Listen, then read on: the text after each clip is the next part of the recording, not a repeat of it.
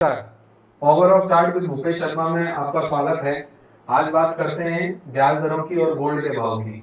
जैसा कि पिछले दिनों में देखा गया है कल रात को कि इंटरनेशनल बाजारों में गोल्ड और ब्याज दरों का एक संबंध देखा जा रहा है कि भाई कल रात को ब्याज दरों में एक कटौती देखी गई जो कि काफी लंबे अरसे के बाद देखी गई। तो मुझे लगता है कि उसका पास्ट में क्या इम्पैक्ट रहा है और भविष्य में क्या इम्पैक्ट हो सकता है। तो आगे बढ़ते हैं और चर्चा करते हैं गोल्ड के कोरिलेशन की, ब्याज दरों के कोरिलेशन की कि किस तरीके से क्या प्रभाव पड़ेगा।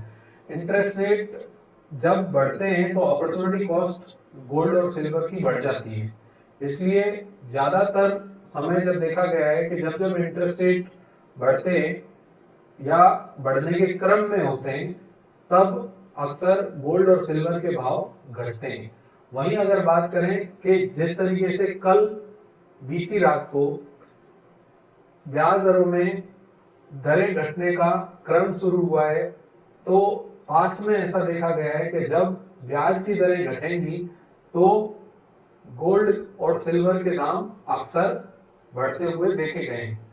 इसका मतलब पीछे के जितने भी ऐतिहासिक डेटा हमने देखे, मैंने सन 1980 से लेके लगभग 40-45 साल के डेटा का एनालिसिस किया है, तो उसके हिसाब से अगर हम चर्चा करेंगे तो हमें पता लगेगा कि ये जो हमने चर्चा करी है ये लगभग सही रही है।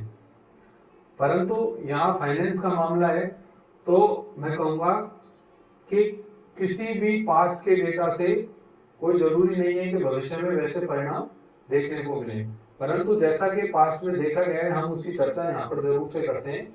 तो जैसा कि हमने कहा कि व्हेन रेट्स आर लो, जब प्राइस जो ब्याज की दरें हैं वो घटती हैं तब इन्वेस्टिंग और ज्यादा बढ़ती है। वहीं अगर हम बात करें दूसरे पॉइंट की तो ब्याज की दरें घटती हैं तो इन्फ्लेशन भी बढ़ता है और इन्फ्लेशन बढ़ता है तो गोल्ड के प्राइसेस बढ़ते हैं। तो ये थोड़ा सा खिचड़ी मिक्स हो जाएगा, तो इसलिए इसको सीधे सीधे आज हम ब्याज दरों के कोरिलेशन में ही देखेंगे और चर्चा करेंगे कि किस तरीके से पास्ट में क्या देखा गया है। हिस्टोरिकल डेटा की बात करते हैं तो सन 1980 से 90 की बात करें तो अर्ली 1980s में गोल्ड के भाव गिरे थे। क्यों? क्योंकि दरें बढ़ रही थी। वहीं एज रेट फॉल थ्रू 1990 में स्टेबल हो गए थे। 1990 की बात करें वहीं तो भाव हमें स्टेबल देखने को मिले थे 1990 के दशक में। क्यों? क्योंकि ब्याज की दरें घट रही थी और गोल्ड के भाव बढ़े नहीं। वहीं अगर सन 2000 की बात करें तो लोअर इंटरेस्ट रेट का सिनेरियो बना हुआ था, उसके कारण गोल्ड और सिल्वर के भाव में अच्छी बढ़ोतरी देखी गई थी। वहीं 2008 की बात करें तो फाइनेंशियल क्राइसिस जो लेमन क्राइसिस था उसके कारण गोल्ड के भाव में अच्छी एक उछाला देखा गया था क्योंकि ब्याज की दरें बहुत तेजी से घटी थी वहां पर भी। अगर 2010 की बात करें तो 2010 में भाव पीक किए थे जो कि ग्लोबल इंटरेस्ट थे वहां पर लो पर थे। वहीं अगर 2015 की बात करें तो 2015 में लगातार भाव में प्रेशर देखा गया था क्योंकि रेट धीरे धीरे हाइक हो रहे थे।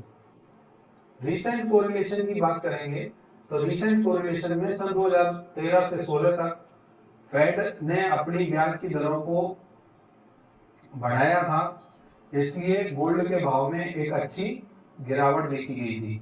वहीं 2017 से 19 की बात करें तो धीरे धीरे ब्याज की दरें बढ़ी और गोल्ड की दरें लगातार, सिल्वर की दरें प्रेशर में देखने को मिली। वहीं 2000 से लेकर 2023 में पेंडेमिक के कारण गोल्ड में एक रैली देखी गई और गोल्ड के भाव लाइफ हाई पर देखने को मिले। ये जो हमने डेटा लिया है ये डेटा हमने federal reserve, European central bank, bank of India, reserve bank of India के वेबसाइट से लिया है। दूसरा, गोल्ड और सिल्वर के प्राइस जो लिए गए लंदन बुलियन मार्केट एसोसिएशन से लिया गया है, वहीं वर्ल्ड गोल्ड काउंसिल से लिया गया है। कोरिलेशन की बात करें तो कोरिलेशन यहाँ पे देखा जाएगा कि long term negative correlation between interest rate and gold prices. Gold price में और इंटरेस्ट रेट में नेगेटिव कोरिलेशन है। Short term correlation very with the geopolitical event और लिक्विडिटी। अगर हम बात करें समरी की, तो गोल्ड और सिल्वर के प्राइसेस इंटरेस्ट रेट से और इन्फ्लेशन से सीधे सीधे प्रभावित होते हैं। हिस्टोरिकल ट्रेंड अगर देखा जाए तो नेगेटिव कोरिलेशन भाव में और इंटरेस्ट रेट में देखने को मिला है। वहीं इन्फ्लेशनरी प्रेशर की बात करें तो इससे, और जैसे कि इसमें चर्चा करते हैं इन्फ्लेशन की, तो इन्फ्लेशन जैसे जैसे बढ़ता है तो गोल्ड के भाव भी बढ़ते हैं। क्यों बढ़ते हैं? क्योंकि गोल्ड का और इन्फ्लेशन का सीधा सीधा संबंध है। ये एक इन्फ्लेशन के अगेंस्ट में एक अच्छा हेज है।